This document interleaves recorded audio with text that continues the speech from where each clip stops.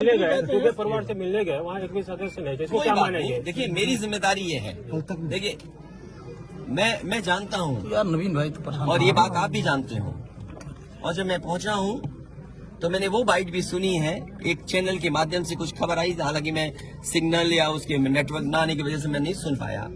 जो बात मुझे समझ में आई कि वो परिवार नहीं मिलना चाहता, ये उसकी भावना है और उसकी बेटे की भावना नहीं हो सकता हो। कुछ ऐसे नेता हैं जो उसको समझा रहे होंगे कि तुम मत मिलना, तुम उनको नीचा दिखा दो, अपमानित कर दो। सवाल ये नहीं, हम किसी के भी दुख में शामिल होने आए हैं। इसीलिए मैंने कहा, आपने जब बुलडोजर से किसी की माँ और बेटी को जला दिया गया और बुलडोजर चल गया, आप उस परिवार के उस बेटे से मिलने नहीं गए।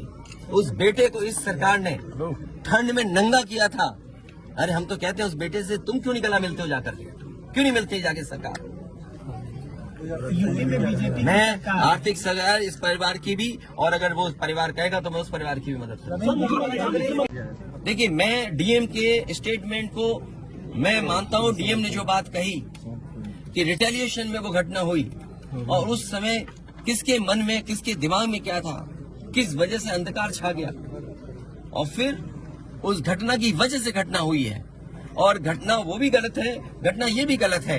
अगर ये सवाल आप पूछते हैं मासूमों के लिए, मासूमों की कभी जान नहीं जाती। अगर प्रेम यादव की जान न गई होती तो प्रेम यादव की जान नहीं जाती तो किसी मासूम किसी की जान नहीं जाती। आखिरकार सरकार क्यों इस बात को छिपाना चाहती है कि प्रेम यादव को भुला करके मारा, और किसने मारा, धारदार से कैसे मारा।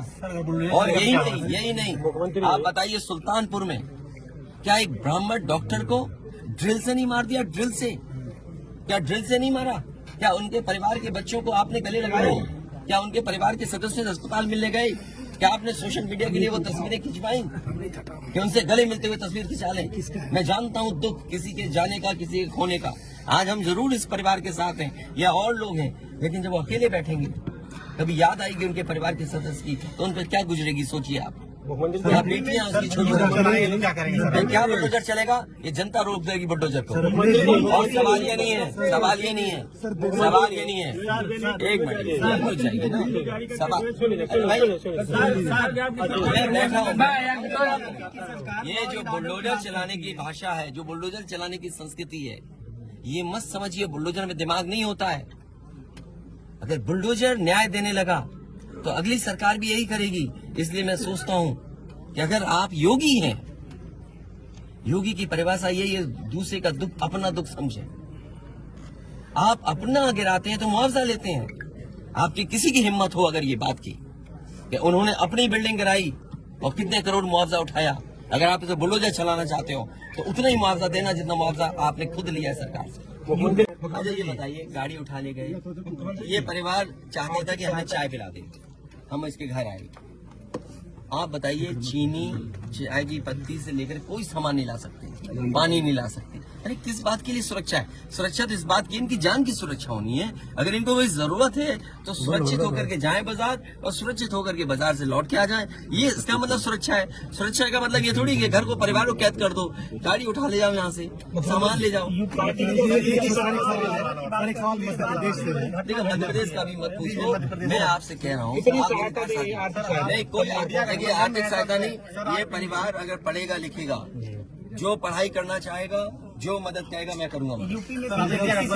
इस परिवार की हम मदद करेंगे और मैं सरकार से कहूंगा कि अगर वो सरकार मदद करती है तो दोनों परिवार की मदद करें। मगर यहाँ साफ साफ दिख रहा है जातिवाद हो रहा है, इसको किस तरीके से देखते हैं?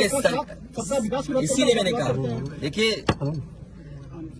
योगी की सबसे बड़ी परिभाषा यही है, जो दूसरे का दुख अपना दुख समझे। मुख्यमंत्री जी को किसी के साथ भेदभाव नहीं करना चाहिए अगर वो मुख्यमंत्री उत्तर प्रदेश के हैं, और किसी भी घटना से राजनीतिक लाभ नहीं लेना चाहिए। अगर इस सरकार ने न्याय दिया होता, न्याय पहले दिन से देना शुरू किया होता, तो तो शायद हम लोगों पे भी दबाव नहीं बनता कि हम आते हो घर परिवार के लोगों से मिलते आकर। सर कांग्रेस के लोग कह रहे हैं कि आप बीजेपी को फायदा पहुंचाना चाहते हैं मध्य प्रदेश देखिए में। सुनिए, ये बात भी कांग्रेस के मुंह से अच्छी नहीं लगती। सर यूपी में बदला लेंगे उसका। नहीं बदला की बात मत करो। देखिए ये विषय इसलिए मैं नहीं उठाना चाहता हूँ कि ये हमारे लिए देवरिया कांड बड़ा विषय है। इंडिया न्यूज और न्याय में संतुलन हो, थोड़ा सा आईडी नीचे न्याय में संतुलन हो, ये सरकार की जिम्मेदारी है। सिंगल देवरिया कांड मैंने पहले से थोड़ा सा डाउन कहा, कर ये लीजिए ना। समाज के लिए और मनोविज्ञान के लिए ये बड़ी चीज है कि आप समझें कि अगर एक परिवार के साथ घटना होती है तो दूसरे परिवार का मनोविज्ञान क्या होता होगा। और ये डीएम ने खुद कहा कि ये रिटेलिएशन में घटना हुई है और फिर शासन प्रशासन के लिए और न्याय के लिए ये बड़ी जिम्मेदारी है। भाई शासन प्रशासन और न्यायालय के लिए क्या मामूली बात है। आज तक पता नहीं है कि घटना कैसे हुई। पहली, प्रेम यादव को किसने बुलाया, प्रेम यादव वहां कैसे पहुंच गए मोटरसाइकिल से, उन्होंने कभी जमीन ली, उनका भाई बेच रहा है। अब परिवार की बातें क्या मैं बोलूंगा जो मैं जानता हूँ या आप जो जानते हैं, कि भाई परिवार जो था अगर जमीन बेच रहा है, एक भाई ने बेच दी जमीन, इन बातों को मैं कहूँ कि वो परिवार अपने भाइयों के साथ कैसा व्यवहार करता था, ये बातें मैं कहूँगा क्या? ये सब आप जानते हो। इसलिए मैं आपसे भी उम्मीद करता हूँ लोकतंत्र तभी मजबूत होगा जब न्याय मिलेगा। और न्याय की भावना होती सरकार की तो खेतों में इतना कार्यकर्ता नेता नहीं दिखाई देता, ये जनता खेतों में नहीं दिखाई देती।